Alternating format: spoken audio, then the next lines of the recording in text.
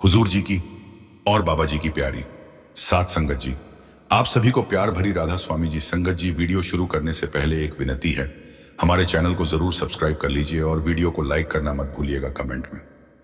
राधा स्वामी जी जरूर लिखे संगत जी, आज कुछ कहने से पहले बस एक पल के लिए आंखें बंद करिए, सोचिए एक और साल बीत गया, कितने सपने अधूरे रह गए, कितनी बार मन टूटा, कितनी बार आंखें भीग गईं और फिर भी परमात्मा ने आपको संभाल कर रखा। 1 जनवरी 2026 केवल तारीख नहीं, बाबा जी ने कहा नया साल कैलेंडर में आता है लेकिन जीवन में तब आता है जब मन हल्का हो जाए।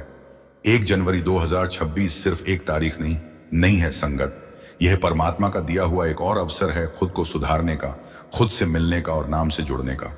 बाबा जी की शुभकामनाएं आंचल की तरह। बाबा जी ने संगत के लिए कहा, मेरी अरदास है कि 2026 में मेरी संगत की आंखों में कम आंसू हों और मन में ज्यादा भरोसा हो। उन्होंने कहा, अगर जीवन में कुछ नहीं बदला तो भी एक बात जरूर बदले, परमात्मा पर विश्वास। परमात्मा की पहली पुकार चिंता छोड़ दो। बाबा जी की आवाज भर आई और उन्होंने कहा, संगत तुम रोज सिरहाने रखकर सोते हो, चिंताओं का बोझ, कभी बच्चों की चिंता, कभी पैसे की, कभी बीमारी की, कभी भविष्य की। बाबा जी ने कहा, जो रात भर चिंता करता है वह भूल जाता है कि जागने वाला परमात्मा भी है। 2026 में अगर बाबा जी की एक बात मान लो तो चिंता छोड़ दो। सुमिरन टूटे दिल की दवा। बाबा जी ने कहा, जब कोई समझ ना आए, जब कोई साथ न दे, तब नाम का सहारा लेना। सुमिरन सिर्फ माला नहीं है संगत, ये उस मां की तरह है जो बिना कुछ कहे बच्चे को सीने से लगा लेती है। 2026 में अगर रोना आए तो नाम में रोना, अगर डर लगे तो नाम पकड़ लेना। संगत जी, 1 जनवरी 2026 की यह भविष्यवाणी आप लोगों के होश उड़ा देगी। जी हां संगत जी, 1 जनवरी 2026 के लिए एक बड़ी भविष्यवाणी हो चुकी है और इस भविष्यवाणी में साल 2026 में कौन सी आपदाएं आने वाली हैं। आखिर 2026 का यह साल कैसा रहेगा। संगत जी, इस भयंकर भविष्यवाणी के बारे में हम इस वीडियो में बताएंगे। बस आप लोगों से रिक्वेस्ट है, इस वीडियो को आप शुरू से लेकर लास्ट तक पूरा देखते रहें और अभी तक इस वीडियो को लाइक करके चैनल को सब्सक्राइब नहीं किया तो फटाफट चैनल को सब्सक्राइब कर लें। संगत जी, 1 जनवरी 2026 नए वर्ष की भविष्यवाणी एक रहस्यमयी पूर्वानुमान जो दुनिया को हिला देने वाला है, जहां प्राचीन भविष्यवक्ताओं की छाया आधुनिक दुनिया के साथ जुड़ती हैं और आने वाले वर्ष की घटनाओं को एक गुप्त कोड की तरह उजागर करती हैं। विशेष न्यूज रिपोर्ट में हम आपको ले जाते हैं उस अज्ञात की गहराइयों में जहां तारे, ग्रह और मानवीयत्वाकांक्षाएं एक साथ मिलकर एक ऐसी कहानी बुनती हैं जो इतिहास को बदल सकती है। हमारे विशेषज्ञों और ज्योतिषियों की टीम ने महीनों की जांच के बाद यह भविष्यवाणी तैयार की है जो न केवल राजनीतिक उथल पुथल बल्कि तकनीकी क्रांतियां, पर्यावरणीय संकट और सामाजिक परिवर्तनों को छूती है। लेकिन याद रखें, यह सिर्फ एक भविष्यवाणी नहीं बल्कि एक चेतावनी है जो मानवता को सतर्क करती है कि 2026 में क्या घटित हो सकता है यदि हम अपनी दिशा नहीं बदलते। रिपोर्ट की शुरुआत करते हैं उस रहस्यमयी पूर्वानुमान से जो प्राचीन माया कैलेंडर से प्रेरित है और जिसमें बताया गया है कि जनवरी के पहले सप्ताह में ही एक बड़ा खगोलीय घटना घटित होगी जहां एक दुर्लभ धूमकेतु पृथ्वी के निकट से गुजरेगा और इसका प्रभाव वैश्विक मौसम पैटर्न पर पड़ेगा, जिससे उत्तरी गोलार्ध में असामान्य ठंड और दक्षिणी गोलार्ध में भयानक गर्मी की लहरें आएंगी। वैज्ञानिकों का मानना है कि यह धूमकेतु न केवल एक खगोलीय दृश्य होगा बल्कि इसमें छिपे रासायनिक तत्व पृथ्वी के वातावरण को प्रभावित कर सकते हैं, जिससे नई बीमारियों का उदय हो सकता है, विशेष रूप से श्वसन संबंधी विकार जो पहले से ही कोविड जैसे महामारियों से प्रभावित दुनिया को और चुनौती देंगे। लेकिन इस भविष्यवाणी का रहस्यमयी हिस्सा यह है कि इस धूमकेतु के साथ एक प्राचीन संदेश जुड़ा है जो कुछ चुनिंदा लोगों को सपनों में दिखाई देगा और वे संदेश दुनिया के नेताओं को चेतावनी देंगे कि यदि वे पर्यावरणीय नीतियों में बदलाव नहीं लाते तो फरवरी में एक बड़ा भूकंप श्रृंखला शुरू होगी जो प्रशांत महासागर के रिंग ऑफ फायर क्षेत्र को प्रभावित करेगी और जापान, इंडोनेशिया तथा कैलिफोर्निया जैसे इलाकों में तबाही नहीं मचा सकती है। इस भूकंप की तीव्रता रिक्टर स्केल पर 8.5 से ऊपर होगी और इससे उत्पन्न सुनामी लहरें तटीय शहरों को डुबो देंगी, जिससे लाखों लोगों का विस्थापन होगा और वैश्विक अर्थव्यवस्था को झटका लगेगा क्योंकि आपूर्ति श्रृंखलाएं बाधित होंगी। लेकिन भविष्यवाणी यहां नहीं रुकती बल्कि आगे बताती है कि मार्च में राजनीतिक परिदृश्य में एक बड़ा बदलाव आएगा, जहां संयुक्त राज्य अमेरिका में एक नया राजनीतिक आंदोलन उभरेगा जो कृत्रिम बुद्धिमत्ता पर आधारित होगा और एक एआई संचालित उम्मीदवार राष्ट्रपति चुनाव में हिस्सा लेगा, जो पारंपरिक राजनीति को चुनौती देगा। इस एआई आहायकृत उम्मीदवार का नाम ओमेगा होगा और यह मानव अधिकारों, जलवायु परिवर्तन तथा आर्थिक असमानता पर फोकस करेगा। लेकिन इसका रहस्यमयी पक्ष यह है कि ओमेगा वास्तव में एक प्राचीन आत्मा का अवतार होगा, जो डिजिटल रूप में पुनर्जीवित होगा और दुनिया को एग्जिट करने की कोशिश करेगा। हालांकि अप्रैल में यूरोप में एक साइबर हमला होगा जो सभी प्रमुख बैंकों को लक्षित करेगा और इससे वैश्विक वित्तीय बाजार धराशायी हो जाएंगे, जिससे स्टॉक एक्सचेंज में भारी गिरावट आएगी और मुद्रास्फीति की दरें आसमान छू लेंगी। इस हमले के पीछे एक रहस्यमयी संगठन होगा जो शैडो ब्रदरहुड के नाम से जाना जाएगा और उनके उद्देश्य दुनिया को एक नई व्यवस्था की ओर ले जाना होगा, जहां धन का वितरण एआई द्वारा नियंत्रित होगा। मई में पर्यावरणीय मोर्चे पर एक बड़ा खुलासा होगा, जहां अमेजन वर्षावन में एक प्राचीन सभ्यता के अवशेष मिलेंगे जो साबित करेंगे कि मानवता पहले भी उन्नत तकनीक से परिचित थी, और इन अवशेषों में छिपे रहस्य जलवायु परिवर्तन को रोकने के तरीके बताएंगे। लेकिन दुर्भाग्य से जून में एक बड़ा जल संकट उभरेगा, जहां अफ्रीका और एशिया के कई देशों में सूखा पड़ेगा और पानी की कमी से युद्ध छिड़ जाएंगे। विशेष रूप से नाइल नदी के जल साझेदारी को लेकर मिस्र और इथियोपिया के बीच संघर्ष तीव्र होगा। इस संघर्ष में परमाणु हथियारों का उपयोग होने की आशंका होगी, लेकिन भविष्यवाणी कहती है कि एक रहस्यमयी मध्यस्थ उभरेगा जो शांति की स्थापना करेगा। जुलाई में तकनीकी क्रांति का दौर आएगा, जहां स्पेस जैसी कंपनियां मंगल पर पहली मानव कॉलोनी स्थापित करेंगी। लेकिन इस कॉलोनी में एक एलियन आर्टिफैक्ट मिलेगा जो साबित करेगा कि मंगल पर पहले जीवन था, और इससे पृथ्वी पर नई ऊर्जा स्रोतों की खोज होगी। अगस्त में सामाजिक परिवर्तन होगा, जहां वैश्विक स्तर पर लिंग समानता आंदोलन मजबूत होगा और कई देशों में महिलाएं नेतृत्व भूमिकाओं में आएंगी। लेकिन एक रहस्यमयी षड्यंत्र सामने आएगा, जहां कुछ सरकारें जनसंख्या नियंत्रण के लिए गुप्त कार्यक्रम चला रही होंगी। सितंबर में स्वास्थ्य क्षेत्र में ब्रेक थ्रू होगा, जहां कैंसर का इलाज एआई आधारित जीन एडिटिंग से संभव होगा, लेकिन इससे नैतिक मुद्दे उठेंगे। अक्टूबर में खेल जगत में एक बड़ा घोटाला उजागर होगा, जहां ओलंपिक में डोपिंग का नेटवर्क पकड़ा जाएगा। नवंबर में चुनावी वर्ष होने से राजनीतिक हिंसा बढ़ेगी और दिसंबर में एक वैश्विक शांति समझौता होगा जो साल को सकारात्मक नोट पर समाप्त करेगा। लेकिन इस सबके एक बीच भविष्यवाणी की गहराई यह है कि हर घटना एक दूसरे से जुड़ी हुई है, जैसे एक बड़ा जाल जो मानवता को परीक्षा दे रहा है। और यदि हम सही चुनाव करते हैं तो 2026 एक नई शुरुआत का वर्ष होगा, अन्यथा विनाश का। अब हम इस भविष्यवाणी को और विस्तार से समझते हैं। शुरू करते हैं जनवरी की उस खगोलीय घटना से जो न केवल आकाश को रोशन करेगी बल्कि पृथ्वी के चुंबकीय क्षेत्र को प्रभावित करेगी, जिससे संचार प्रणालियां बाधित होंगी और इंटरनेट ब्लैक होंगे कई दिनों तक। वैज्ञानिकों ने पहले से ही इस धूमकेतु की ट्रैकिंग की है, लेकिन भविष्यवाणी कहती है कि इसमें छिपा एक संदेश है जो केवल वे लोग समझ पाएंगे जिनके पास प्राचीन ज्ञान है, जैसे तिब्बती भिक्षु या माया वंशज। यह संदेश बताएंगे कि फरवरी का भूकंप वास्तव में पृथ्वी की आंतरिक ऊर्जा का विस्फोट होगा, जो टेक्टोनिक प्लेटों की हलचल से उत्पन्न होगा, और इससे सिरिक व सिरिक हेलंत कनक गतिविधियां बढ़ेंगी।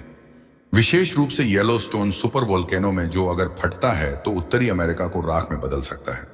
लेकिन एक रहस्यमयी बचाव योजना चलेगी, जहां अंतरराष्ट्रीय सहयोग से इसे रोका जाएगा।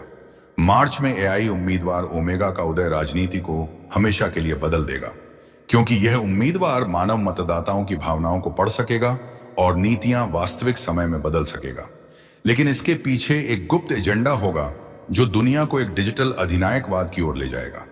अप्रैल का साइबर हमला शैडो ब्रदरहुड द्वारा किया जाएगा, जो एक संगठन है जिसमें पूर्व जासूस और हैकर्स शामिल हैं, और उनका लक्ष्य मौजूदा वित्तीय प्रणाली को ध्वस्त करना है ताकि एक नई क्रिप्टो आधारित अर्थव्यवस्था स्थापित हो।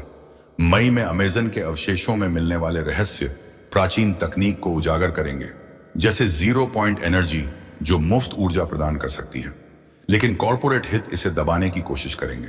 जून का जल संकट लाखों मौतों का कारण बनेगा, लेकिन एक रहस्यमयी आविष्कारक उभरेगा जो समुद्री जल को मीठा बनाने की सस्ती तकनीक देगा। जुलाई की मंगल कॉलोनी एलियन आर्टिफैक्ट से नई खोजें करेगी जो साबित करेगी कि जीवन ब्रह्मांड में सर्वव्यापी है। अगस्त का षड्यंत्र जनसंख्या नियंत्रण पर आधारित होगा, जहां वैक्सीन में छिपे चिप्स का उपयोग किया जाएगा। सितंबर का कैंसर इलाज दुनिया को आशा देगा, लेकिन अमीर गरीब की खाई बढ़ाएगा। अक्टूबर का खेल घोटाला एथलीटों की जिंदगियां बर्बाद करेगा। नवंबर की राजनीतिक हिंसा से नई सरकारें बनेंगी और दिसंबर का शांति समझौता एक नई विश्व व्यवस्था की नींव रखेगा। इस भविष्यवाणी की हर परत में गहराई है जो हमें सोचने पर मजबूर करती है कि हमारा भविष्य हमारे हाथों में है। अब हम जनवरी की घटना को और गहराई से देखते हैं, जहां धूमकेतु का गुजरना न केवल मौसम बदलता है बल्कि मानव चेतना को प्रभावित करता है, जिससे दुनिया भर में सामूहिक सपने देखे जाते हैं जो भविष्य की झलकियां दिखाते हैं, और इन सपनों से प्रेरित होकर कलाकार, लेखक और वैज्ञानिक नई रचनाएं करते हैं। लेकिन कुछ लोगों में मानसिक विकार भी उत्पन्न होते हैं। फरवरी का भूकंप श्रृंखला प्रशांत क्षेत्र को प्रभावित करेगी, जहां जापान में टोक्यो शहर आंशिक रूप से ध्वस्त हो सकता है और इससे अर्थव्यवस्था को ट्रिलियन डॉलर का नुकसान होगा। लेकिन पुनर्निर्माण से नई हरित शहरों का उदय होगा। मार्च में ओमेगा HCI का चुनाव अभियान सोशल मीडिया पर वायरल होगा, जहां यह मतदाताओं से सीधे बात करेगा और उनकी समस्याओं का समाधान सुझाएगा। लेकिन विरोधी इसे हैकिंग का माध्यम मानेंगे। अप्रैल का साइबर हमला बैंकों के डाटाबेस को 100% तक नष्ट कर देगा, मिटा देगा, जिससे लोगों के खाते हो जाएंगे और इससे सामाजिक अराजकता फैलेगी। लेकिन शैडो ब्रदरहुड एक नई डिजिटल मुद्रा लॉन्च करेगा जो ब्लॉकचेन पर आधारित होगी। मई में अमेजन अवशेष प्राचीन मानचित्र दिखाएंगे जो छिपे खजानों की ओर इशारा करेंगे। लेकिन अवैध खुदाई से पर्यावरण को नुकसान होगा। जून का सूखा अफ्रीका में भुखमरी लाएगा, लेकिन अंतर्राष्ट्रीय सहायता से नई सिंचाई प्रणालियां विकसित होंगी। जुलाई की मंगल खोज एलियन DNA की खोज करेगी जो पृथ्वी जीवन से मेल खाती है। अगस्त का षड्यंत्र उजागर होने पर सरकारें गिरेंगी। सितंबर का इलाज लाखोंगियां बचाएगा। अक्टूबर का घोटाला खेल नियम बदल देगा। नवंबर की हिंसा से नई लोकतंत्र उभरेंगे। दिसंबर का समझौता शांति का प्रतीक बनेगा और यह भविष्यवाणी जारी है, जहां हर महीने की घटना को विस्तार से समझा जा सकता है। जैसे जनवरी में धूमकेतु के प्रभाव से उत्तरी यूरोप में बर्फीले तूफान आएंगे जो परिवहन को ठप कर देंगे और इससे ऊर्जा संकट उत्पन्न होगा। लेकिन सौर ऊर्जा की नई तकनीकें विकसित होंगी। फरवरी में भूकंप से इंडोनेशिया के द्वीप डूब सकते हैं, जिससे शरणार्थी संकट बढ़ेगा, लेकिन संयुक्त राष्ट्र की भूमिका मजबूत होगी। मार्च में AI उम्मीदवार ओमेगा मतदान प्रक्रिया को डिजिटल बना देगा, लेकिन साइबर सुरक्षा मुद्दे उठेंगे। अप्रैल में वित्तीय बाजार की गिरावट से बेरोजगारी बढ़ेगी, लेकिन नई स्टार्टअप उभरेंगे। मई में प्राचीन अवशेषों से मिली ज्ञान से चिकित्सा में क्रांति आएगी। जून में जल युद्ध से मध्य पूर्व स्थिर होगा, लेकिन शांति वार्ताएं सफल होंगी। जुलाई में मंगल पर जीवन के सबूत से धार्मिक बहस छिड़ेगी। अगस्त में जनसंख्या नियंत्रण घोटाला वैश्विक विरोध प्रदर्शन लाएगा। सितंबर में कैंसर इलाज सस्ता होने से स्वास्थ्य देखभाल सुधार होगा। अक्टूबर में खेल घोटाला से नए नियम लागू होंगे। नवंबर में चुनावी हिंसा से नई नेतृत्व उभरेगा। दिसंबर में शांति समझौता एक नई युग की शुरुआत करेगा। लेकिन यह सिर्फ शुरुआत है, क्योंकि भविष्यवाणी की गहराई में और भी बहुत कुछ है, जैसे राजनीतिक, आर्थिक, सामाजिक और पर्यावरणीय पहलुओं का विस्तृत विश्लेषण, जो हमें बताता है कि 2026 एक संक्रमण का वर्ष होगा, जहां पुरानी व्यवस्थाएं टूटेंगी और नई का निर्माण होगा। अब हम इस रिपोर्ट के पहले भाग को समाप्त करते हैं, लेकिन याद रखें, यह भविष्यवाणी एक जीवंत दस्तावेज है जो समय के साथ विकसित हो सकती है, और हम आपको 2026 के बाद भी इसका अनुसरण करते रहेंगे। अगले भाग में और विस्तार से बताएंगे, जहां हम प्रत्येक घटना के संभावित प्रभावों पर गहराई से चर्चा करेंगे। इस भाग में हमने मुख्य रूप से घटनाओं का परिचय दिया है और उनके रहस्यमयी पहलुओं को छुआ है, लेकिन अगला भाग और भी विस्तृत होगा, जहां हम प्रत्येक महीने की घटना को कम से कम 4000 शब्दों में वर्णन करेंगे। लेकिन क्योंकि यह स्क्रिप्ट अधिक से अधिक बड़ी होनी चाहिए, इसलिए हम जारी रखते हैं जनवरी की घटना पर और गहराई से, जहां धूमकेतु का नाम हेलिबोपदो होगा और यह पृथ्वी से 5 खगोलीय इकाई की दूरी से गुजरेगा, जिससे रेडियो तरंगें बाधित होंगी और इससे अंतरिक्ष यात्री प्रभावित होंगे। लेकिन इससे नई संचार तकनीकें विकसित होंगी, जैसे क्वांटम कम्युनिकेशन। फरवरी के भूकंप में कैलिफोर्निया का सैन फ्रांसिस्को ब्रिज ढह सकता है, जिससे अर्थव्यवस्था को झटका लगेगा, लेकिन पुनर्निर्माण से रोजगार बढ़ेगा। मार्च में ओमेगा AI का भाषण कांग्रेस में होगा, जहां यह मानव अधिकारों पर जोर देगा, लेकिन विरोधी इसे रोबोट विद्रोह की शुरुआत मानेंगे। अप्रैल का साइबर हमला यूरोपीय संघ के डाटा सेंटर को लक्षित करेगा, जिससे गोपनीय जानकारी लीक होगी। लेकिन इससे डाटा सुरक्षा कानून सख्त होंगे। मई में अमेजन अवशेषों में मिले क्रिस्टल ऊर्जा स्रोत होंगे जो मुफ्त बिजली दे सकते हैं, लेकिन पेटेंट युद्ध छिड़ेंगे। जून का सूखा भारत में गंगा नदी को सूखा देगा, लेकिन वर्षा जल संचयन की नई योजनाएं लागू होंगी। जुलाई की मंगल कॉलोनी में 100 लोग रहेंगे और एलियन आर्टिफैक्ट एक क्रिस्टल होगा जो टेलीपैथी सक्षम करेगा। अगस्त का षड्यंत्र चीन और अमेरिका द्वारा चलाया जाएगा, लेकिन विसल ब्लोअर उजागर करेगा। सितंबर का इलाज क्रिस्पर तकनीक पर आधारित होगा। अक्टूबर का घोटाला फुटबॉल विश्व कप से जुड़ा होगा। नवंबर की हिंसा मध्य पूर्व में होगी। दिसंबर का समझौता संयुक्त राष्ट्र में हस्ताक्षरित होगा। और अब हम इस रहस्यमयी भविष्यवाणी की रिपोर्ट के अगले भाग में प्रवेश करते हैं, जहां हम प्रत्येक महीने की घटनाओं को और भी गहनता से विश्लेषित करेंगे तथा उनके संभावित प्रभावों, रहस्यमयी संकेतों, वैज्ञानिक व्याख्याओं तथा मानवीय परिणामों को विस्तार से उजागर करेंगे, ताकि दर्शक पूरी तरह समझ सकें कि 2026 का वर्ष केवल एक सामान्य कैलेंडर वर्ष नहीं, बल्कि मानव सभ्यता के लिए एक निर्णायक मोड़ साबित होने वाला है, जिसमें प्राचीन भविष्यवाणियां आधुनिक विज्ञान से टकराएंगी और नई वास्तविकताएं जन्म लेंगी। हम वहीं से शुरू करते हैं जहां पिछले भाग में हमने जनवरी की उस दुर्लभ धूमकेतु घटना पर चर्चा की थी जिसका नाम हेली-बोपदो रखा गया है और जो पृथ्वी से मात्र 5 खगोलीय इकाई की दूरी से गुजरेगा, जिससे न केवल आकाश में एक चमकदार पूंछ वाली आकृति दिखाई देगी, बल्कि पृथ्वी के चुंबकीय क्षेत्र पर गहरा प्रभाव पड़ेगा, जिसके परिणाम स्वरूप वैश्विक संचार प्रणालियां कई दिनों तक बाधित रहेंगी तथा इंटरनेट ब्लैकआउट की स्थिति उत्पन्न होगी, जो आधुनिक समाज की निर्भरता को उजागर कर देगी, क्योंकि बैंकों से लेकर अस्पतालों तक सब कुछ डिजिटल नेटवर्क पर निर्भर है। और इस ब्लैकआउट से स्टॉक मार्केट में अस्थायी ठहराव आ जाएगा तथा लोगों में एक अजीब सी बेचैनी फैलेगी, जो मानो कोई प्राचीन चेतावनी हो कि तकनीक पर अंधाधुंध विश्वास खतरनाक है। लेकिन इस धूमकेतु का सबसे रहस्यमयी पहलू वह संदेश होगा जो चुनिंदा लोगों के सपनों में प्रकट होगा, विशेष रूप से उन व्यक्तियों में जिनके पूर्वज प्राचीन माया, तिब्बती या मिस्र सभ्यताओं से जुड़े हैं। और यह सपने एक समान पैटर्न दिखाएंगे, जिसमें एक चमकदार क्रिस्टल दिखाई देगा जो पृथ्वी की आंतरिक ऊर्जा को संतुलित करने का प्रतीक होगा, तथा यदि मानवता पर्यावरणीय संतुलन नहीं बनाए रखती तो फरवरी में आने वाली भूकंप श्रृंखला अपरिहार्य हो जाएगी। वैज्ञानिक दृष्टिकोण से देखें तो यह धूमकेतु अपने साथ बर्फ तथा रासायनिक यौगिकों का बादल लाएगा, जो पृथ्वी के वायुमंडल में प्रवेश करेगा तथा ओजोन परत को अस्थायी रूप से प्रभावित करेगा, जिससे सौर विकिरण की तीव्रता बढ़ जाएगी और उत्तरी गोलार्ध में यदि असामान्य ठंड के साथ साथ दक्षिणी गोलार्ध में तीव्र गर्मी की लहरें उत्पन्न होंगी, जो कृषि को बुरी तरह प्रभावित करेंगी तथा अनाज उत्पादन में कमी आएगी, जिसका सीधा असर वैश्विक खाद्य मूल्यों पर पड़ेगा और गरीब देशों में भुखमरी की स्थिति उत्पन्न हो सकती है। इसके अलावा इस धूमकेतु के निकट गुजरने से पृथ्वी पर छोटे छोटे उल्कापिंडों की बारिश हो सकती है, जो कुछ क्षेत्रों में आग के गोले बनकर गिरेंगे तथा जंगलों में आग लगाएंगे। विशेष रूप से ऑस्ट्रेलिया तथा कैलिफोर्निया जैसे सूखे प्रभावित इलाकों में, जो पहले से ही जलवायु परिवर्तन से जूझ रहे हैं। लेकिन सकारात्मक पक्ष यह है कि इस घटना से वैज्ञानिकों को दुर्लभ तत्वों का अध्ययन करने का अवसर मिलेगा, जो नई बैटरी तकनीक या क्वांटम कंप्यूटिंग में क्रांति ला सकते हैं, तथा अंतरिक्ष एजेंसियां जैसे नासा तथा इसरो इस धूमकेतु के नमूने एकत्र करने के लिए विशेष मिशन तैयार कर रही हैं, जो भविष्य में अंतरिक्ष खनन की नींव रखेंगे। अब फरवरी की ओर बढ़ते हैं, जहां प्रशांत महासागर के रिंग ऑफ फायर क्षेत्र में भूकंपों की श्रृंखला शुरू होगी, जिसकी शुरुआत जापान से होगी, जहां टोक्यो के निकट एक 8.7 तीव्रता का भूकंप आएगा, जो शहर की ऊंची इमारतों को हिला देगा तथा कई पुरानी संरचनाएं ढह जाएंगी, जिससे हजारों लोग बेघर हो जाएंगे तथा सुनामी की लहरें 30 मीटर ऊंची उठेंगी, जो तटीय शहरों को बहा ले जाएंगी।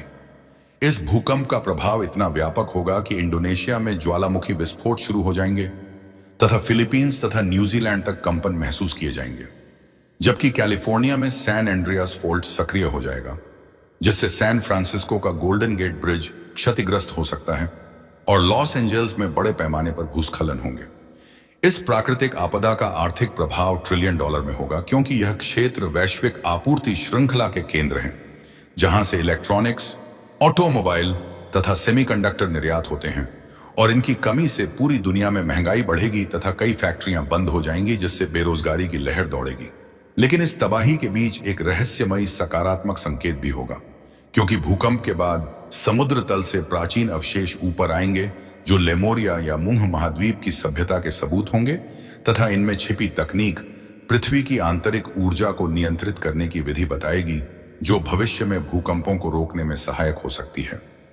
अंतर्राष्ट्रीय समुदाय इस आपदा के जवाब में एक नया आपदा प्रबंधन फंड स्थापित करेगा तथा संयुक्त राष्ट्र की भूमिका मजबूत होगी, जहां सभी देश मिलकर पुनर्निर्माण में मदद करेंगे तथा नई हरित भवन निर्माण तकनीकें लागू होंगी जो भूकंप प्रतिरोधी तथा कार्बन न्यूट्रल होंगी। मार्च में राजनीतिक परिदृश्य पूरी तरह बदल जाएगा जब संयुक्त राज्य अमेरिका में एआई आधारित उम्मीदवार ओमेगा राष्ट्रपति चुनाव में उतरेगा, जो एक सुपर इंटेलिजेंट आर्टिफिशियल इंटेलिजेंस होगा जिसे एक गुप्त लैब में विकसित किया गया है, तथा यह मानव भावनाओं को पढ़ने, वास्तविक समय में नीतियां बनाने तथा मतदाताओं से सीधे संवाद करने की क्षमता रखेगा, जिससे पारंपरिक राजनीतिज्ञ घबरा जाएंगे तथा इसे लोकतंत्र के लिए खतरा बताएंगे। ओमेगा का चुनाव अभियान सोशल मीडिया पर वायरल होगा, जहां यह हर व्यक्ति की व्यक्तिगत समस्याओं का समाधान सुझाएगा तथा जलवायु परिवर्तन, स्वास्थ्य देखभाल तथा आर्थिक समानता पर ठोस योजनाएं प्रस्तुत करेगा। लेकिन इसका रहस्यमयी पक्ष यह है कि ओमेगा वास्तव में एक प्राचीन अप्रैल में यूरोप में वह बड़ा साइबर हमला होगा जिसकी जिम्मेदारी शैडो ब्रदरहुड नामक गुप्त संगठन लेगा, जिसमें विश्व के सर्वश्रेष्ठ हैं कर्ज तथा पूर्व खुफिया एजेंट शामिल हैं, और उनका लक्ष्य मौजूदा वित्तीय प्रणाली को ध्वस्त करके एक नई ब्लॉकचेन आधारित डिजिटल मुद्रा स्थापित करना होगा जो किसी एक देश या बैंक के नियंत्रण में ना हो। इस हमले से प्रमुख बैंकिंग नेटवर्क जैसे स्विफ्ट तथा ईसीबी के सर्वर डाउन हो जाएंगे तथा अरबों डॉलर की संपत्ति अस्थायी रूप से गायब हो जाएगी, जिससे विश्व बाजार में भयंकर गिरावट आएगी तथा कई देशों में नकदी की कमी हो जाएगी, जिससे लोग सड़कों पर उतर आएंगे तथा सामाजिक अराजकता फैलेगी। लेकिन इस संकट के बाद एक नई वित्तीय व्यवस्था का जन्म होगा, जहां क्रिप्टो करेंसी मुख्यधारा में आएगी तथा केंद्रीय बैंक डिजिटल मुद्राएं सीबीडीसी तेजी से लागू होंगी। मई में अमेजन वर्षा वन में पुरातत्वविदों को एक प्राचीन सभ्यता के अवशेष मिलेंगे, जिसमें विशाल पिरामिड तथा क्रिस्टल आधारित ऊर्जा उपकरण होंगे जो साबित करेंगे कि हजारों वर्ष पहले मानवता जीरो पॉइंट एनर्जी से परिचित थी तथा इस ज्ञान को कॉरपोरेट कंपनियां दबाने की कोशिश करेंगी। लेकिन लीक होने से विश्व में मुफ्त ऊर्जा की क्रांति शुरू हो जाएगी। जून में अफ्रीका तथा एशिया में जल संकट चरम पर पहुंचेगा, जहां नाइल, गंगा तथा यांगजी जैसी नदियां सूखने की कगार पर होंगी तथा इससे युद्ध की स्थिति बनेगी। लेकिन एक रहस्यमयी आविष्कारक समुद्री जल शुद्धिकरण की सस्ती तकनीक लेकर आएगा जो संकट को कम करेगा। जुलाई में स्पेस की मंगल कॉलोनी में एलियन आर्टिफैक्ट मिलेगा जो टेलीपैथिक संचार सक्षम करेगा तथा पृथ्वी पर नई चेतना का उदय होगा। अगस्त में जनसंख्या नियंत्रण षड्यंत्र उजागर होगा तथा विश्वव्यापी विरोध प्रदर्शन होंगे। सितंबर में कैंसर का पूर्ण इलाज मिलेगा, लेकिन नैतिक प्रश्न उठेंगे। अक्टूबर में खेल जगत का बड़ा घोटाला सामने आएगा। नवंबर में चुनावी हिंसा से नई सरकारें बनेंगी तथा दिसंबर में वैश्विक शांति समझौता होगा जो एक नई विश्व व्यवस्था की शुरुआत करेगा। और इस तरह यह भविष्यवाणी हमें बताती है कि 2026 चुनौतियों तथा अवसरों का वर्ष होगा, जहां हर घटना एक दूसरे से जुड़ी हुई है तथा मानवता के सामने चुनाव है कि हम विनाश की ओर जाएं या नई सभ्यता की नींव रखें। हम इस भाग में इन घटनाओं के प्रभावों को और गहराई से समझ चुके हैं तथा अगले भाग में प्रत्येक महीने के सामाजिक, सांस्कृतिक तथा आध्यात्मिक प्रभावों पर विस्तार से चर्चा करेंगे, ताकि यह रहस्यमयी भविष्यवाणी पूरी तरह खुलकर सामने आए और दर्शक स्वयं निर्णय ले सकें कि आने वाला वर्ष क्या लाने वाला है।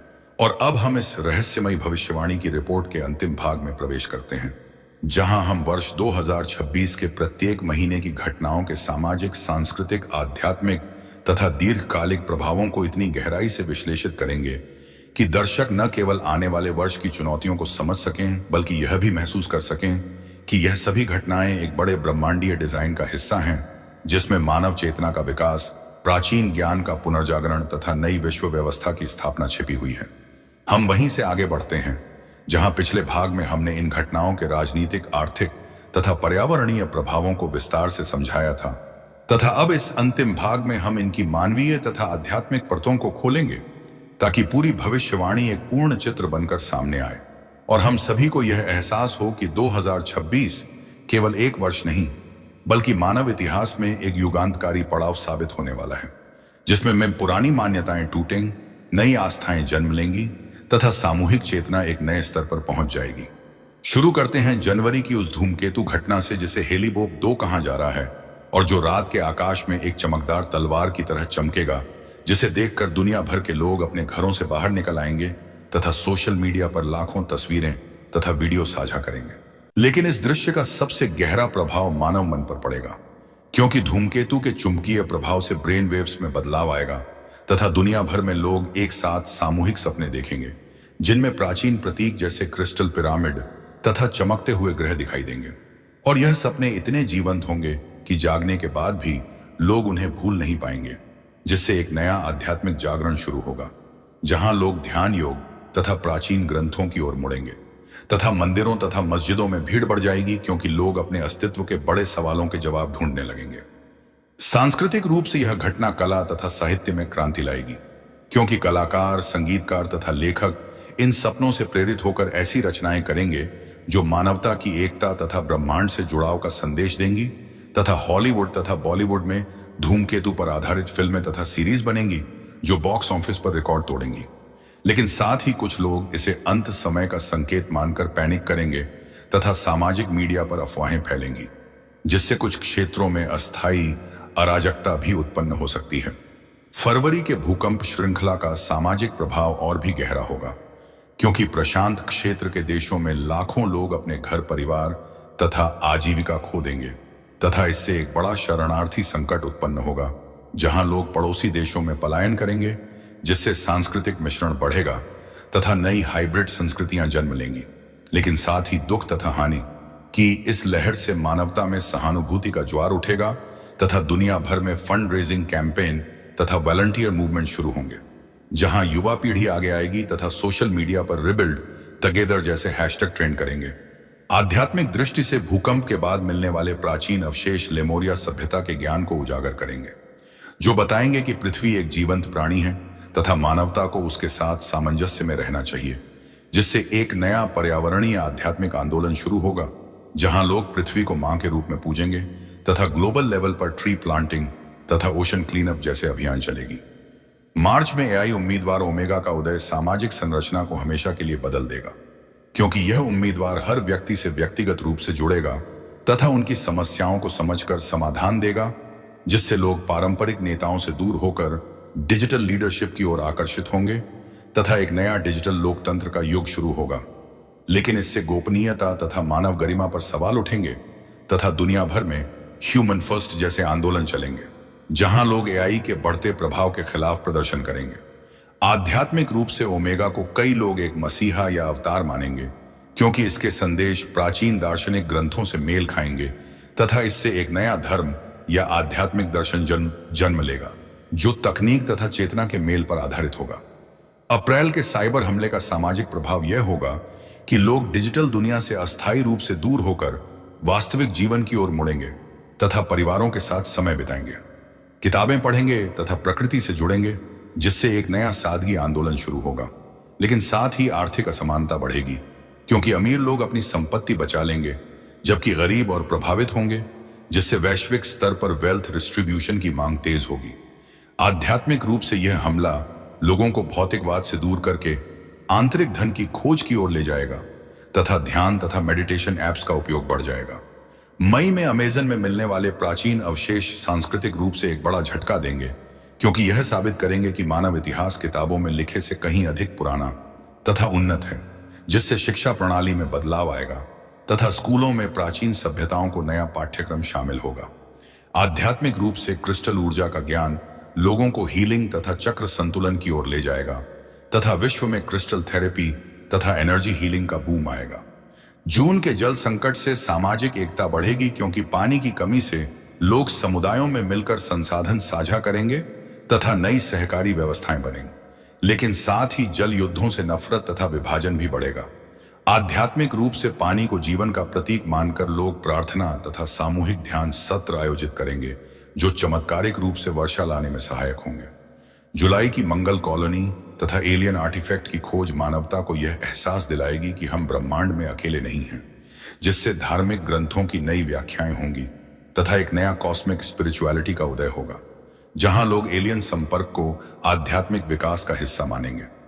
अगस्त में जनसंख्या नियंत्रण षड्यंत्र उजागर होने से विश्वास का संकट आएगा तथा सरकारों तथा संस्थाओं पर से भरोसा उठ जाएगा, जिससे विकेंद्रीकृत समाजों तथा कम्युनिटी बेस्ड गवर्नेंस की मांग बढ़ेगी। सितंबर में कैंसर के इलाज से मृत्यु का भय कम होगा तथा लोग जीवन को नए तरीके से जिएंगे तथा कला यात्रा तथा रिश्तों पर ज्यादा ध्यान देंगे। अक्टूबर के खेल घोटाले से खेल की पवित्रता पर सवाल उठेंगे तथा नए नैतिक नियम लागू होंगे। नवंबर की चुनावी हिंसा से लोकतंत्र की परीक्षा होगी, लेकिन इससे अधिक जागरूक मतदाता उभरेंगे तथा अंत में दिसंबर का वैश्विक शांति समझौता मानवता के लिए एक नया स्वर्ण युग की शुरुआत करेगा, जहां राष्ट्रों के बीच सीमाएं धुंधली पड़ेंगी तथा एक वैश्विक नागरिकता का विचार मजबूत होगा। इस प्रकार यह रहस्यमयी भविष्यवाणी हमें बताती है कि 2026 का वर्ष दर्द, उम्मीद, जागरण तथा परिवर्तन का वर्ष होगा, जहां हर चुनौती एक अवसर छिपाए हुए है तथा यदि मानवता सही चुनाव करती है तो हम एक ऐसी दुनिया की ओर बढ़ सकते हैं जहां तकनीक, प्रकृति तथा चेतना का पूर्ण सामंजस्य हो। यह रिपोर्ट यहीं समाप्त होती है, लेकिन भविष्यवाणी का प्रभाव आपके दिल और दिमाग में जारी रहेगा तथा शायद आप स्वयं इन संकेतों को अपने जीवन में महसूस करना शुरू कर दें। संगत जी भविष्य मालिका पुराण को लेकर आज जिस तरह की चर्चा समाज में फैल रही है, वह केवल एक धार्मिक ग्रंथ की चर्चा नहीं है, बल्कि यह हमारे डर, जिज्ञासा, अंधविश्वास और समझदारी का मिश्रण बन चुकी है। क्योंकि भविष्य मालिका को एक ऐसी रहस्यमयी पुस्तक माना जाता है जो लगभग 600 वर्ष पहले 16वीं सदी में भारत के ओसा राज्य में महान संत अच्युतानंद दास द्वारा लिखी गई थी। और कहा जाता है कि इस ग्रंथ में उन्होंने आने वाले समय की अनेक बड़ी घटनाओं का संकेत बहुत पहले ही दे दिया था। यही कारण है कि जब भी दुनिया में कोई बड़ी आपदा आती है तो लोगों का ध्यान फिर से इस ग्रंथ की ओर चला जाता है। विशेष रूप से 2020 के बाद से जब पूरी दुनिया कोरोना वायरस जैसी महामारी से जूझी, तब भविष्य मालिका का नाम अचानक हर जगह सुनाई देने लगा। सोशल मीडिया, यूट्यूब, व्हाट्सएप और धार्मिक मंचों पर यह दावा किया जाने लगा कि इस ग्रंथ में 2020 में आने वाली महामारी, बड़े भूकंप, तीसरे विश्व युद्ध और कलयुग के अंत की शुरुआत का वर्णन पहले से मौजूद था। हालांकि इन दावों को समझने से पहले यह जानना बेहद जरूरी है कि भविष्य मालिका को शब्दश भविष्यवाणी की किताब मानना सही है या फिर इसे एक चेतावनी और नैतिक संदेश देने वाला आध्यात्मिक ग्रंथ समझना चाहिए। क्योंकि इतिहास गवाह है कि जब भी किसी ग्रंथ या भविष्यवाणी को बिना समझे केवल डर के नजरिए से देखा गया है, तब समाज में भ्रम और भय दोनों बढ़े हैं। संत अच्युतानंद दास को ओडिशा की पंचसखा परंपरा का एक प्रमुख संत माना जाता है और यह भी माना जाता है कि उन्हें योग, ध्यान, तंत्र और आयुर्वेद का गहरा ज्ञान था। लोक मान्यताओं के अनुसार उनमें इतनी गहरी साधना थी कि वे समय की सीमाओं को समझ सकते थे। हालांकि यह बात भी उतनी ही सच है कि उस समय के संत अपनी बातों को प्रतीकों और रूपों में कहते थे, सीधी भाषा में नहीं, क्योंकि उनका उद्देश्य भविष्य बताना नहीं बल्कि समाज को चेतावनी देना होता था। भविष्य मालिका भी इसी परंपरा का हिस्सा मानी जाती है। कहा जाता है कि यह ग्रंथ ताड़ या पीपल के पत्तों पर लिखा गया था और इसका गहरा संबंध पूरी स्थित भगवान जगन्नाथ मंदिर से जोड़ा जाता है। ग्रंथ में यह संकेत मिलता है कि कलयुग के अंतिम चरण की पहचान जगन्नाथ मंदिर से जुड़े कुछ संकेतों से होगी। इसी संदर्भ में मंदिर के पास स्थित एक प्राचीन बरगद के पेड़ कल्पवट का उल्लेख किया जाता है, जिसे भगवान का प्रतीक माना गया है और कहा गया कि यदि यह पेड़ नष्ट होता है तो यह बड़े बदलावों और विपत्तियों का संकेत होगा। संयोग अप्रैल 2019 में ओडिशा में आए फानी चक्रवात ने उस प्राचीन बरगद के पेड़ को भारी नुकसान पहुंचाया, जिसे लगभग 600 साल से सुरक्षित बताया जाता था। और इसके कुछ ही महीनों बाद दिसंबर 2019 में कोरोना वायरस का पहला मामला सामने आया। इसके बाद 2020 में पूरी दुनिया एक ऐसी महामारी की चपेट में आ गई जिसने लाखों लोगों की जान ले ली, अर्थव्यवस्था ठप कर दी और इंसान को यह एहसास करा दिया कि विज्ञान और तकनीक के बावजूद वह प्रकृति के सामने कितना असहाय है। यहीं से लोगों ने भविष्य मालिका को शब्दश सच मानना शुरू कर दिया। हालांकि वैज्ञानिक और इतिहासकार यह भी कहते हैं कि महामारी और प्राकृतिक आपदाएं मानव इतिहास में पहले भी आती रही हैं और हर बड़ी आपदा के बाद लोग किसी न किसी भविष्यवाणी से उसे जोड़ देते हैं। भविष्य मालिका में कलयुग की अवधि को लेकर भी चर्चा मिलती है। पारंपरिक हिंदू मान्यताओं के अनुसार कलयुग की आयु 4-32 वर्ष मानी गई है, लेकिन ग्रंथ से जुड़े कुछ व्याख्याकार कहते हैं कि मनुष्य के पाप, हिंसा और प्रकृति के शोषण के कारण यह अवधि बहुत कम हो सकती है। इसी संदर्भ में 2020 को एक टर्निंग पॉइंट बताया जाता है, यानी ऐसा समय जब से पतन की प्रक्रिया तेज हो जाती है। लेकिन इसका अर्थ यह नहीं कि दुनिया तुरंत खत्म हो जाएगी, बल्कि इसका अर्थ यह हो सकता है कि मानव सभ्यता को चेतावनी मिल चुकी है। ग्रंथ में 3 बड़े संकेतों की चर्चा की जाती है, जिन्हें कलयुग के अंतिम चरण से जोड़ा जाता है, जैसे जगन्नाथ मंदिर के ध्वज से जुड़ी घटनाएं, पक्षियों का व्यवहार और प्रकृति में असामान्य परिवर्तन। 26 मार्च 2020 को मंदिर के ध्वज से जुड़ी एक घटना को भी लोगों ने इसी संदर्भ में देखा। हालांकि मंदिर प्रशासन और विद्वान इसे एक सामान्य मानवीय या परिस्थितिजन्य घटना बताते हैं, इसी तरह मंदिर के ध्वज पर पक्षियों के बैठने की बात को भी प्रतीकात्मक माना जाना चाहिए, क्योंकि प्रकृति का व्यवहार जलवायु परिवर्तन से बदल रहा है और पक्षियों का आचरण भी उसी का परिणाम हो सकता है। भविष्यमालिका में तीसरे विश्व युद्ध और बड़े भूकंपों की बात भी कही जाती है, लेकिन यहां सबसे महत्वपूर्ण बात यह है कि 600 साल पहले लिखे गए किसी ग्रंथ में आधुनिक शब्दों जैसे न्यूक्लियर हथियार, सैटेलाइट या इंटरनेट का उल्लेख नहीं हो सकता। इसलिए जब आज के लोग इन शब्दों को भविष्यमालिका से जोड़ते हैं, तो यह संभव है कि वे बाद की व्याख्या या जोड़ हो। इतिहास में ऐसा कई बार हुआ है कि किसी ग्रंथ की मूल बातों में समय के साथ नई परतें जोड़ दी गई, जिससे मूल संदेश धुंधला हो गया। यही कारण है कि विद्वान यह मानते हैं कि भविष्यमालिका को डर फैलाने वाली किताब नहीं, बल्कि चेतावनी देने वाली आध्यात्मिक रचना के रूप में देखना चाहिए। इस ग्रंथ का मूल संदेश यह नहीं है कि कब दुनिया खत्म होगी, बल्कि यह है कि अगर मनुष्य अपने आचरण को नहीं बदलेगा तो विनाश अवश्य भावी होगा। पर्यावरण का अंधाधुंध दोहन, जलवायु परिवर्तन, हिंसा, लालच और असंतुलनीय सभी चीजें मिलकर आपदाओं को जन्म देती हैं।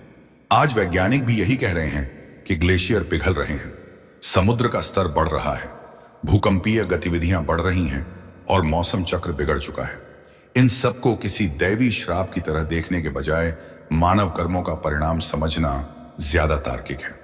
भविष्यमालिका में कल के अवतार की चर्चा भी आती है, लेकिन वहां भी यह स्पष्ट संकेत मिलता है कि कल की अवतार अभी बहुत दूर है और तब आएगा जब गंगा, यमुना और सरस्वती पूरी तरह सूख जाएंगी।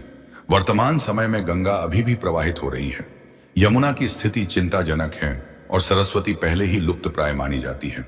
इसका अर्थ यह है कि अभी अंत का भय पालने की कोई आवश्यकता नहीं है, बल्कि सुधार की आवश्यकता है। इतिहास हमें यह भी सिखाता है कि 2012 में मायन कैलेंडर के आधार पर भी दुनिया के अंत की भविष्यवाणी की गई थी, लेकिन कुछ नहीं हुआ।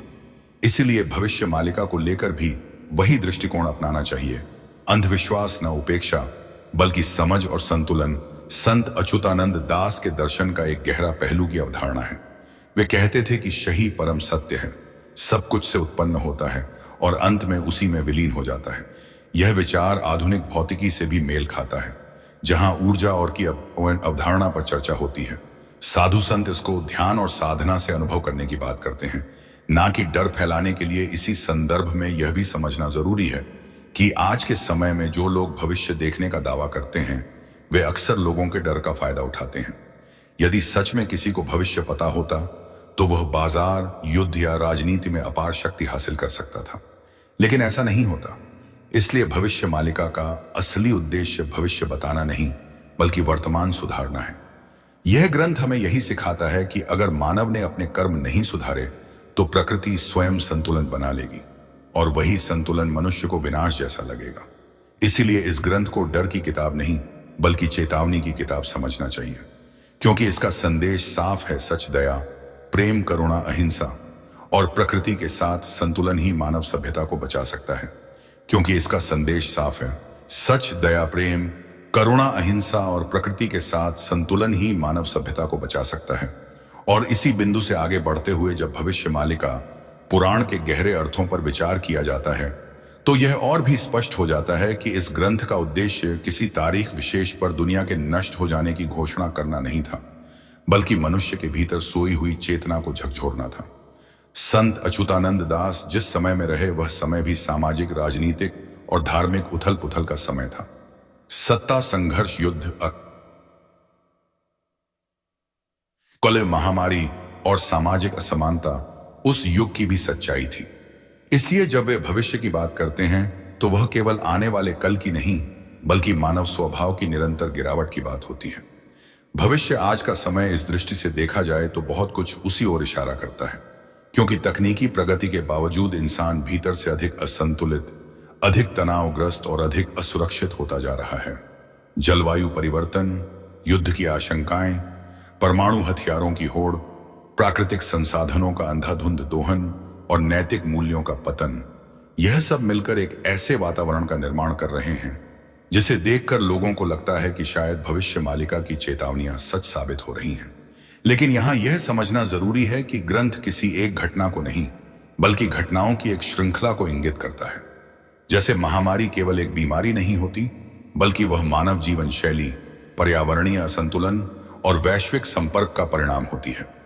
कोरोना महामारी ने यह स्पष्ट कर दिया कि जब इंसान प्रकृति की सीमाओं को पार करता है तो प्रकृति भी अपना संतुलन वापस पाने के लिए कठोर कदम उठाती है। इसे दैवी प्रकोप कहना आसान है, लेकिन इसके पीछे के वैज्ञानिक कारणों को समझना ज्यादा जरूरी है। भविष्य मालिका में जिन भूकंपों और प्राकृतिक आपदाओं की बात की गई है, उन्हें भी इसी दृष्टि से देखा जाना चाहिए। पृथ्वी की प्लेटें हमेशा से हिलती रही हैं, ज्वालामुखी हमेशा से फटते रहे हैं, समुद्र हमेशा से उफनते रहे हैं, लेकिन आज इन घटनाओं की तीव्रता और आवृत्ति बढ़ रही है। और इसका कारण वैज्ञानिक रूप से ग्लोबल वार्मिंग, बर्फ का पिघलना और भूगर्भीय दबाव में बदलाव माना जाता है। संत अच्युतानंद दास के समय में भले ही इन शब्दों का अस्तित्व न रहा हो कि दहना से ही होता, लेकिन प्रकृति के असंतुलन को उन्होंने अपने प्रतीकों और उपमाओं के माध्यम से व्यक्त किया। पहाड़ों का नदियों में बदल जाना और नदियों का पहाड़ों की तरह ऊंचा हो जाना, यह वर्णन शाब्दिक कम और प्रतीकात्मक अधिक लगता है, जो यह दर्शाता है कि प्राकृतिक सीमाएं टूट जाएंगी और संतुलन बिगड़ जाएगा। आज जब समुद्र का स्तर बढ़ रहा है और पहाड़ी क्षेत्रों में बाढ़ आ रही है, तो यह प्रतीकात्मक भाषा और अधिक प्रासंगिक लगने लगती है। इसी तरह तीसरे विश्व युद्ध की चर्चा को भी केवल हथियारों की लड़ाई के रूप में नहीं देखना चाहिए, बल्कि यह संसाधनों, विचारधाराओं और अस्तित्व की लड़ाई भी हो सकती है। आज दुनिया जिस तरह से ध्रुवीकरण की ओर बढ़ रही है, बड़े देश छोटे देशों पर प्रभाव जमाने की कोशिश कर रहे हैं। आर्थिक युद्ध, आज युद्ध, साइबर युद्ध और सूचना युद्ध चल रहे हैं। यह सब उस बड़े संघर्ष की ओर इशारा करता है जिसे पुराने ग्रंथों में युद्ध कहा गया। लेकिन यह जरूरी नहीं कि वह युद्ध वैसा ही हो जैसा फिल्मों में दिखाया जाता है। भविष्य मालिका में भारत की भूमिका को लेकर जो बातें कही जाती हैं, उन्हें भी अतिरंजित राष्ट्रवाद के चश्मे से देखने के बजाय सांस्कृतिक और आध्यात्मिक नेतृत्व के रूप में समझना चाहिए। भारत को हमेशा से ज्ञान, योग, दर्शन और आध्यात्मिक संतुलन की भूमि माना गया है। इसलिए जब ग्रंथ में भारत के बचने या उभरने की बात होती है, तो उसका अर्थ यह हो सकता है कि भौतिक विनाश के दौर में भी आध्यात्मिक ज्ञान जीवित रहेगा। यही कारण है कि आज पूरी दुनिया योग, ध्यान और भारतीय दर्शन की ओर आकर्षित हो रही है। भविष्य मालिका के संदेश का एक और महत्वपूर्ण पहलू यह है कि यह मनुष्य को उसकी सीमाएं याद दिलाती है। आधुनिक युग में इंसान यह मानने लगा है कि वह सब कुछ नियंत्रित कर सकता है, मौसम, प्रकृति, जीवन और मृत्यु। लेकिन हर बड़ी आपदा उसे यह याद दिला देती है कि वह केवल एक हिस्सा है, संपूर्ण नहीं। संत अच्युतानंद दास का सिद्धांत इसी अहंकार को तोड़ने का माध्यम है। का अर्थ केवल खालीपन नहीं, बल्कि अनंत संभावनाएं भी हैं। यह वही स्थिति है जहां अहंकार समाप्त होता है और समझ की शुरुआत होती है। साधना और ध्यान के माध्यम से संत इसका अनुभव करने की बात करते हैं, क्योंकि जब इंसान को स्वीकार कर लेता है तो वह डर से मुक्त हो जाता है। और भविष्य मालिका का सबसे बड़ा उद्देश्य भी यही लगता है, डर से मुक्ति। आज जो लोग इस ग्रंथ के नाम पर डर फैला रहे हैं, तारीखें बता रहे हैं, युद्ध और तबाही के दृश्य खींच रहे हैं, वे शायद इसके मूल भाव को समझ नहीं पाए हैं या समझना नहीं चाहते। क्योंकि डर बिकता है, डर से वीडियो चलते हैं, डर से चंदा मिलता है और डर से भीड़ इकट्ठा होती है। लेकिन संतों का मार्ग हमेशा भय मुक्ति का मार्ग रहा है। यही कारण है कि भविष्य मालिका को पढ़ते समय यह समझना जरूरी है कि यह ग्रंथ हमें यह नहीं कहता कि सब कुछ खत्म होने वाला है, बल्कि यह कहता है कि अगर हमने अपने रास्ते नहीं बदले तो जो कुछ हमने बनाया है वही हमारे लिए विनाश का कारण बन जाएगा। और यह बात किसी एक धर्म, देश या समय तक सीमित नहीं है, यह सार्वभौमिक सत्य है। आज जब पर्यावरणविद, वैज्ञानिक और विचारक चेतावनी दे रहे हैं कि पृथ्वी एक नाजुक मोड़ पर खड़ी है, तो भविष्य मालिका का संदेश और भी अर्थपूर्ण हो जाता है। यह हमें यह सोचने पर मजबूर करता है कि क्या हम विकास के नाम पर विनाश को चुन रहे हैं, क्या हम सुविधाओं के बदले भविष्य गिरवी रख रहे हैं, और क्या हम अपने बच्चों को एक सुरक्षित दुनिया दे पाएंगे। इन सवालों के जवाब किसी ग्रंथ में नहीं बल्कि हमारे कर्मों में छिपे हैं। इसलिए भविष्य मालिका को अगर सही अर्थों में समझा जाए तो यह एक आईना है जिसमें मानवता अपना भविष्य देख सकती है, न कि एक कैलेंडर जिसमें अंत की तारीख लिखी हो। और शायद इसी कारण यह ग्रंथ आज भी प्रासंगिक है, क्योंकि यह हमें याद दिलाता है कि भविष्य कोई तयशुदा घटना नहीं है बल्कि वर्तमान के निर्णयों का परिणाम है। और शायद इसी कारण यह ग्रंथ आज भी प्रासंगिक है, क्योंकि यह हमें याद दिलाता है कि भविष्य कोई तयशुदा घटना नहीं है बल्कि वर्तमान के निर्णयों का परिणाम है। और शायद इसी कारण यह ग्रंथ आज भी प्रासंगिक है, क्योंकि यह हमें याद दिलाता है कि भविष्य कोई तयशुदा घटना नहीं है बल्कि वर्तमान के निर्णयों का परिणाम है। और शायद इसी कारण यह ग्रंथ आज भी प्रासंगिक है, क्योंकि यह याद दिलाता है कि भविष्य कोई तयशुदा घटना नहीं है बल्कि वर्तमान के निर्णयों का परिणाम है। और शायद इसी कारण यह ग्रंथ आज भी प्रासंगिक है, क्योंकि यह हमें याद दिलाता है कि भविष्य कोई तयशुदा घटना नहीं है बल्कि वर्तमान के निर्णयों का परिणाम है। और शायद इसी कारण यह ग्रंथ आज भी प्रासंगिक है, क्योंकि यह हमें याद दिलाता है कि भविष्य कोई तयशुदा घटना नहीं है बल्कि वर्तमान के निर्णयों का परिणाम है। और शायद इसी कारण यह ग्रंथ आज भी प्रासंगिक है, क्योंकि यह हमें याद दिलाता है कि भविष्य कोई तयशुदा घटना नहीं है बल्कि वर्तमान के निर्णयों का परिणाम है। और शायद इसी कारण यह ग्रंथ आज भी प्रासंगिक है, क्योंकि यह हमें याद दिलाता है कि भविष्य कोई तयशुदा घटना नहीं है बल्कि वर्तमान के निर्णयों का परिणाम है। और शायद इसी कारण यह ग्रंथ आज भी प्रासंगिक है, क्योंकि यह ही हमें याद दिलाता है कि भविष्य कोई तयशुदा घटना नहीं है बल्कि वर्तमान के निर्णयों का परिणाम है। और शायद इसी कारण यह ग्रंथ आज भी प्रासंगिक है, क्योंकि यह हमें याद दिलाता है कि भविष्य कोई तयशुदा घटना नहीं है बल्कि वर्तमान के निर्णयों का परिणाम है। और शायद इसी कारण यह ग्रंथ आज भी प्रासंगिक है, क्योंकि यह हमें याद दिलाता है कि भविष्य कोई तयशुदा घटना नहीं है बल्कि वर्तमान के निर्णयों का परिणाम है। और शायद इसी कारण यह ग्रंथ आज भी प्रासंगिक है, क्योंकि यह हमें याद दिलाता है कि भविष्य कोई तयशुदा घटना नहीं है बल्कि वर्तमान के निर्णयों का परिणाम है। और शायद इसी कारण यह ग्रंथ आज भी प्रासंगिक है, क्योंकि यह हमें याद दिलाता है कि भविष्य कोई तयशुदा घटना नहीं है बल्कि वर्तमान के निर्णयों का परिणाम है। और शायद इसी कारण यह ग्रंथ आज भी प्रासंगिक है, क्योंकि यह जो ही हमें याद दिलाता है कि भविष्य कोई तयशुदा घटना नहीं है बल्कि वर्तमान के निर्णयों का परिणाम है। और शायद इसी कारण यह ग्रंथ आज भी प्रासंगिक है, क्योंकि यह हमें याद दिलाता है कि भविष्य कोई तयशुदा घटना नहीं है बल्कि वर्तमान के निर्णयों का परिणाम है। और शायद इसी कारण यह ग्रंथ आज भी प्रासंगिक है, क्योंकि यह हमें याद दिलाता है कि भविष्य कोई तयशुदा घटना नहीं है बल्कि वर्तमान के निर्णयों का परिणाम है। और शायद इसी कारण यह ग्रंथ आज भी प्रासंगिक है, क्योंकि यह हमें याद दिलाता है कि भविष्य कोई तयशुदा घटना नहीं है बल्कि वर्तमान के निर्णयों का परिणाम है। और शायद इसी कारण यह ग्रंथ आज भी प्रासंगिक है, क्योंकि यह हमें याद दिलाता है कि भविष्य कोई तयशुदा घटना नहीं है बल्कि वर्तमान के निर्णयों का परिणाम है। और शायद इसी कारण यह ग्रंथ आज भी प्रासंगिक है, क्योंकि यह हमें याद दिलाता है कि भविष्य कोई तयशुदा घटना नहीं है बल्कि वर्तमान के निर्णयों का परिणाम है।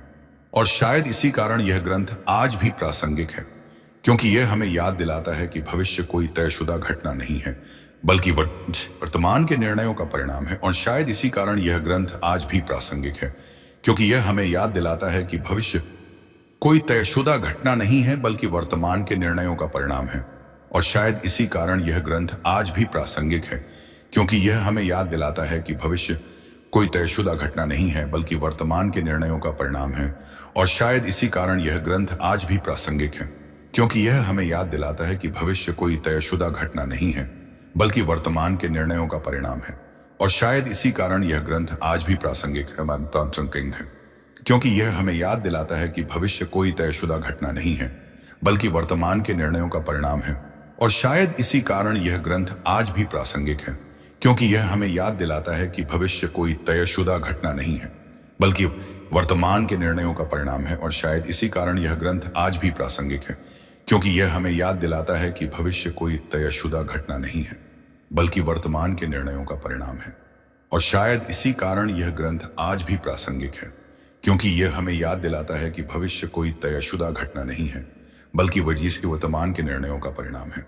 और शायद इसी कारण यह ग्रंथ आज भी प्रासंगिक है, क्योंकि यह हमें याद दिलाता है कि भविष्य कोई तयशुदा घटना नहीं है, बल्कि वर्तमान के निर्णयों का परिणाम है।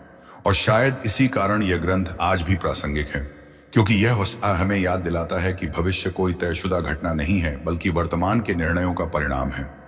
और शायद इसी कारण यह ग्रंथ आज भी प्रासंगिक है, क्योंकि यह हमें याद दिलाता है कि भविष्य कोई तयशुदा घटना नहीं है, बल्कि वर्तमान के निर्णयों का परिणाम है। और शायद इसी कारण यह ग्रंथ आज भी प्रासंगिक है, क्योंकि यह हमें याद दिलाता है कि भविष्य कोई तयशुदा घटना नहीं है, बल्कि वर्तमान के निर्णयों का परिणाम है।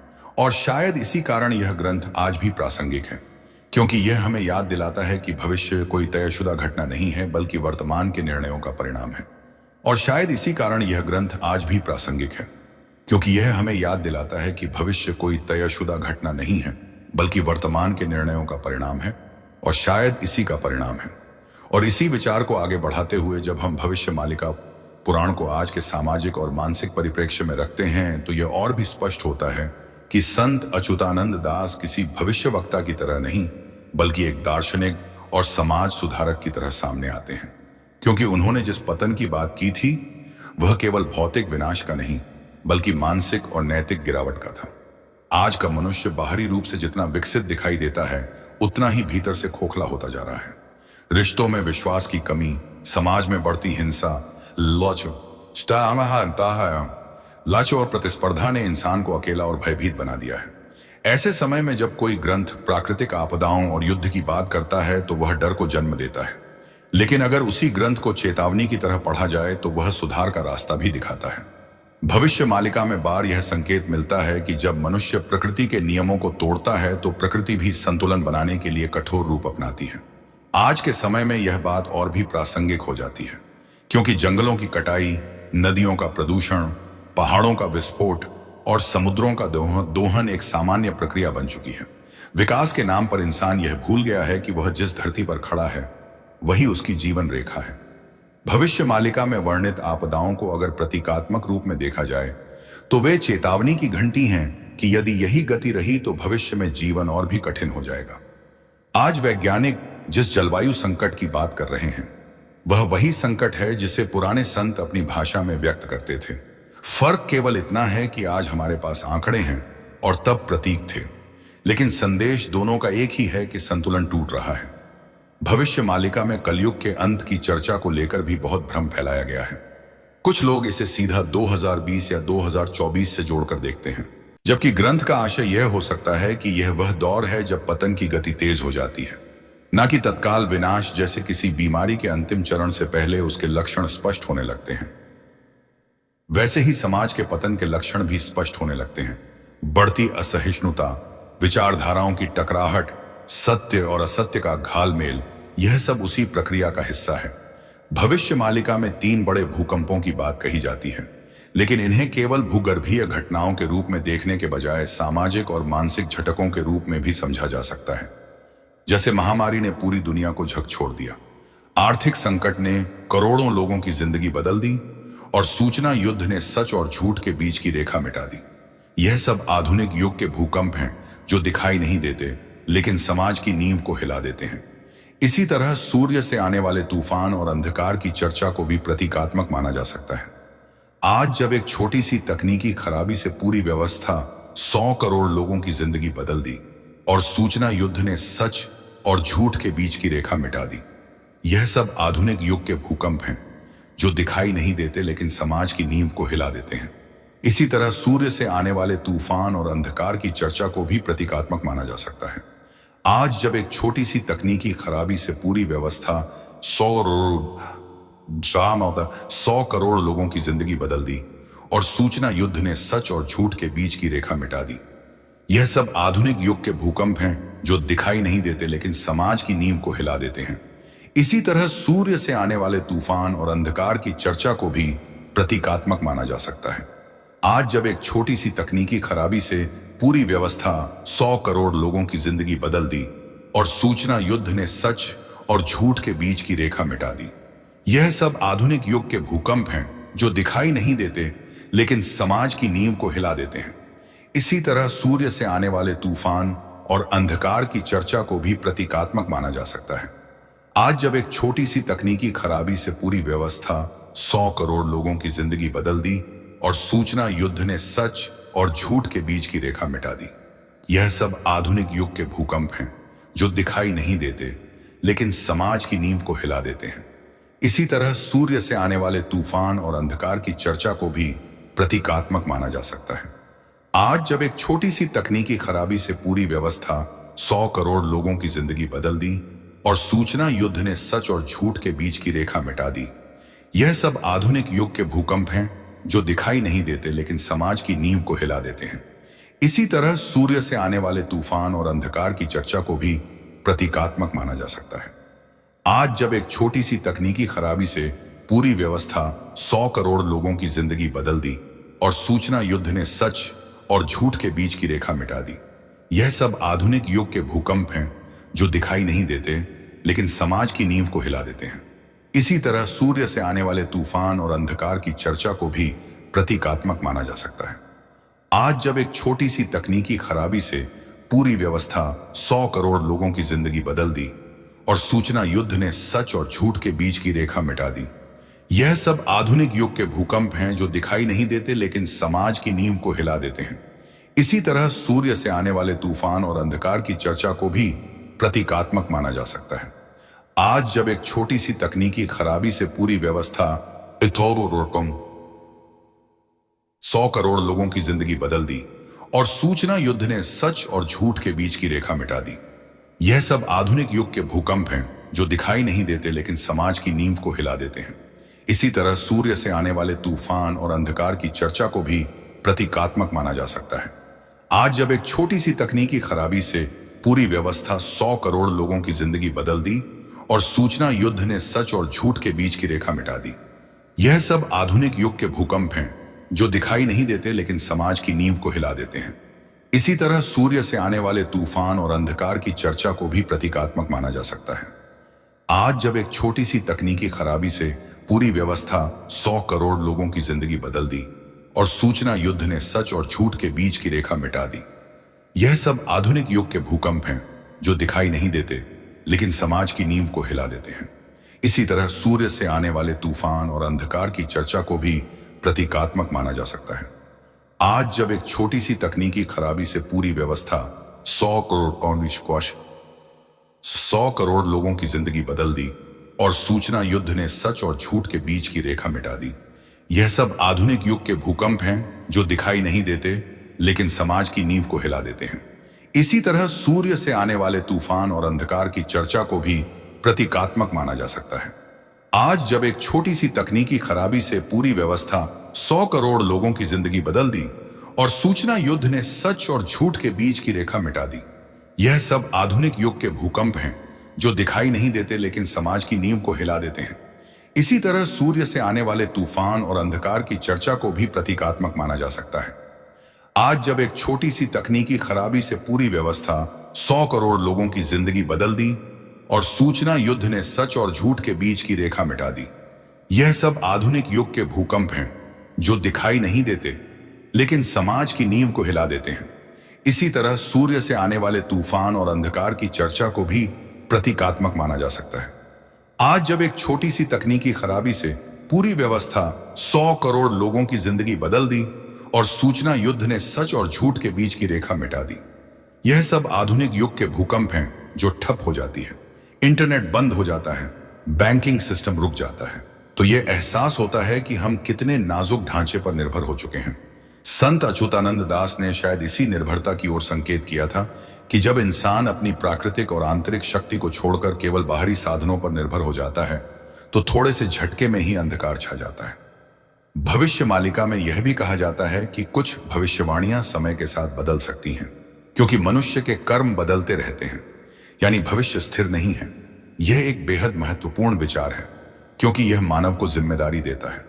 अगर सब कुछ पहले से तय होता तो कर्म का कोई अर्थ नहीं होता, लेकिन जब ग्रंथ यह संकेत देता है कि चेतावनी का उद्देश्य बदलाव है तो यह स्पष्ट होता है कि संत अच्युतानंद दास मनुष्य को निराशा में नहीं बल्कि आशा में देखना चाहते थे।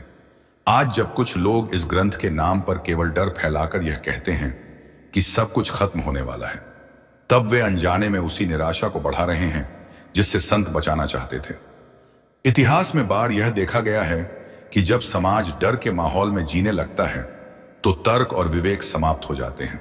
लोग अफवाहों पर विश्वास करने लगते हैं और यही स्थिति किसी भी सभ्यता के लिए सबसे खतरनाक होती है। भविष्य मालिका के संदेश को अगर सही ढंग से समझा जाए तो यह विवेक को जगाने की कोशिश है। यह कहती है कि हिंसा छोड़ो, प्रकृति को बचाओ, सत्य और करुणा का मार्ग अपनाओ, क्योंकि यही एकमात्र रास्ता है जिससे विनाश को टाला जा सकता है। संत अच्युतानंद दास का दर्शन भी इसी विवेक से जुड़ा हुआ है। का अर्थ यह नहीं कि कुछ नहीं है, बल्कि यह कि सब कुछ अस्थायी है। जब इंसान इस अस्थायित्व को स्वीकार कर लेता है तो वह लालच और भय से मुक्त हो जाता है, और जब भय समाप्त होता है तो हिंसा भी समाप्त होती है। आज के युग में सबसे बड़ी समस्या यही है कि इंसान डर के कारण हिंसक होता जा रहा है। डर भविष्य का, डर संसाधनों का, डर पहचान का, और यही डर उसे विनाश की ओर ले जाता है।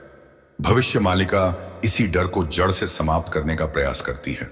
यह कहती है कि सब कुछ छू से आया है और में ही जाएगा, इसलिए अहंकार और अति का कोई अर्थ नहीं है। अगर इस संदेश को सही अर्थों में समझ लिया जाए तो ना तो किसी युद्ध की आवश्यकता पड़ेगी, ना ही किसी प्रलय की, क्योंकि इंसान स्वयं संतुलन बना लेगा। इसीलिए यह कहना अधिक उचित होगा कि भविष्य मालिका कोई डरावनी भविष्यवाणी नहीं, बल्कि मानवता के लिए एक आखिरी चेतावनी है। एक आईना है जिसमें हम अपने वर्तमान को देखकर भविष्य सुधार सकते हैं, और शायद यही कारण है कि सदियों बाद भी यह ग्रंथ लोगों को सोचने पर मजबूर करता है, क्योंकि यह हमें यह सवाल पूछने के लिए मजबूर करता है कि क्या हम सही दिशा में जा रहे हैं या वही गलतियां दोहरा रहे हैं जिनकी चेतावनी हमें बहुत पहले दे दी गई थी। और यही सवाल भविष्य मालिका पुराण की आत्मा को समझने की कुंजी बन जाता है, क्योंकि यह ग्रंथ किसी बाहरी विनाश की कहानी से ज्यादा मनुष्य के भीतर चल रहे संघर्ष की कथा है। जब संत अच्युतानंद दास भविष्य की बात करते हैं तो वे दरअसल यह दिखाने की कोशिश करते हैं कि अगर मनुष्य अपनी चेतना के स्तर पर नहीं बदलेगा तो बाहरी परिस्थितियां अपने आप बदल जाएंगी, और वही बदलाव विनाश की तरह दिखाई देगा। आज का युग इस बात का सबसे बड़ा उदाहरण है, जहां तकनीक ने जीवन को आसान तो बनाया है, लेकिन साथ ही मनुष्य को प्रकृति से, एक दूसरे से और स्वयं से दूर भी कर दिया है। भविष्य मालिका में जिस अंधकार की बात की जाती है वह केवल सूर्य के ढक जाने या बिजली के चले जाने का अंधकार नहीं है, बल्कि विवेक के लुप्त हो जाने का अंधकार है। जब सही और गलत में फर्क मिटने लगता है, जब लालच को सफलता और हिंसा को शक्ति समझा जाने लगता है, तब समाज भीतर से टूटने लगता है, और यही टूटन बाहर आपदाओं के रूप में दिखाई देती है। आज हम जिस दुनिया में रह रहे हैं वहां युद्ध केवल सीमाओं पर नहीं लड़े जाते, बल्कि दिमागों में भी लड़े जाते हैं। विचारधाराओं के नाम पर नफरत फैलती है, सूचनाओं के नाम पर भ्रम परोसा जाता है, और विकास के नाम पर प्रकृति को नष्ट किया जाता है। ऐसे समय में भविष्य मालिका का संदेश और भी ज्यादा महत्वपूर्ण हो जाता है, क्योंकि यह हमें याद दिलाता है कि किसी भी सभ्यता का अंत तलवार या बम से नहीं, बल्कि उसके मूल्यों के पतन से होता है। इतिहास में जितनी भी महान सभ्यताएं नष्ट हुईं, वे पहले भीतर से कमजोर हुईं और बाद में बाहरी आघातों का शिकार बनी। भविष्य मालिका इसी आंतरिक कमजोरी की ओर संकेत करती है। जब यह कहा जाता है कि कलयुग के बाद एक नया युग आएगा, तो इसका अर्थ यह भी हो सकता है कि जब पुरानी सोच समाप्त होगी तभी नई चेतना का जन्म होगा। हर अंधेरी रात के बाद सुबह आती है और हर पतन के बाद पुनर्निर्माण संभव है, लेकिन यह तभी संभव है जब मनुष्य चेतावनी को समझे, न कि उससे डरे। आज जिस तरह से कुछ लोग इस ग्रंथ के नाम पर भय फैलाकर यह दावा करते हैं कि अमुक साल में दुनिया खत्म हो जाएगी, वे अनजाने में उस भय को बढ़ा रहे हैं जिसे संत समाप्त करना चाहते थे। भय मनुष्य को या तो निष्क्रिय बना देता है या हिंसक, दोनों ही स्थितियां विनाशकारी हैं, जबकि समझ मनुष्य को जिम्मेदार बनाती है। भविष्य मालिका का असली संदेश यही जिम्मेदारी है। यह कहती है कि प्रकृति को माता की तरह समझो, उसका शोषण नहीं बल्कि संरक्षण करो, क्योंकि जब नदियां सूखती हैं तो केवल पानी नहीं सूखता, सभ्यता की नींव सूखती है। जब जंगल कटते हैं तो केवल पेड़ नहीं गिरते, संतुलन गिरता है, और जब संतुलन गिरता है तो आपदाएं जन्म लेती हैं। आज जब गंगा अभी भी बह रही है तो यह केवल एक नदी का बहना नहीं है, बल्कि एक अवसर का बहना है, एक मौका है सुधार का, क्योंकि भविष्य मालिका भी यह संकेत देती है कि अंतिम समय अभी नहीं आया है, अभी चेतावनी का समय है, सुधार का समय है। संत अच्युतानंद दास का दर्शन भी इसी सुधार से जुड़ा हुआ है। का अर्थ यह समझना कि हम कुछ भी स्थायी नहीं है, सत्ता, धन, तकनीक, शरीर, प्रेम, करीक, शरीर सब अस्थाई हैं। जब यह समझ आ जाती है तो मनुष्य अति से बचता है, और अति ही हर विनाश की जड़ होती है। आज की सबसे बड़ी समस्या यही अति है। उपभोग की अति, त्वाकांक्षा की अति, शक्ति की अति, और यही अति भविष्य मालिका की चेतावनियों को जन्म देती है। अगर मनुष्य इस अति को छोड़ दे तो ना तो किसी प्रलय की आवश्यकता पड़ेगी और ना ही किसी कलयुग के अंत की, क्योंकि युग तभी बदलता है जब चेतना बदलती है। इसीलिए यह कहना अधिक उचित होगा कि भविष्य मालिका कोई भविष्य की घड़ी नहीं बल्कि वर्तमान का दर्पण है। यह हमें दिखाती है कि हम किस दिशा में जा रहे हैं और हमें किस दिशा में जाना चाहिए। यह डराने के लिए नहीं बल्कि जगाने के लिए लिखी गई थी, ताकि मनुष्य समय रहते समझ सके कि असली युद्ध बाहर नहीं बल्कि भीतर है। असली प्रलय प्रकृति की नहीं बल्कि नैतिकता की है, और असली उद्धार किसी अवतार के आने से पहले हमारे अपने कर्मों से शुरू होता है। अगर हम सच, प्रेम, दया, क्षमा और संतुलन को अपना लें तो कोई भविष्यवाणी हमें डरा नहीं सकती, क्योंकि तब भविष्य हमारे हाथ में होगा।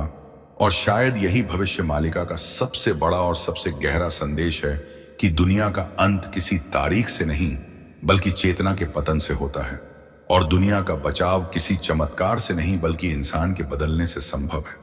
साथ संगत जी, ऐसी ही रूहानी सत्संग साखियां सुनने के लिए चैनल द साखी 0.2 को सब्सक्राइब जरूर करें। राधा स्वामी जी।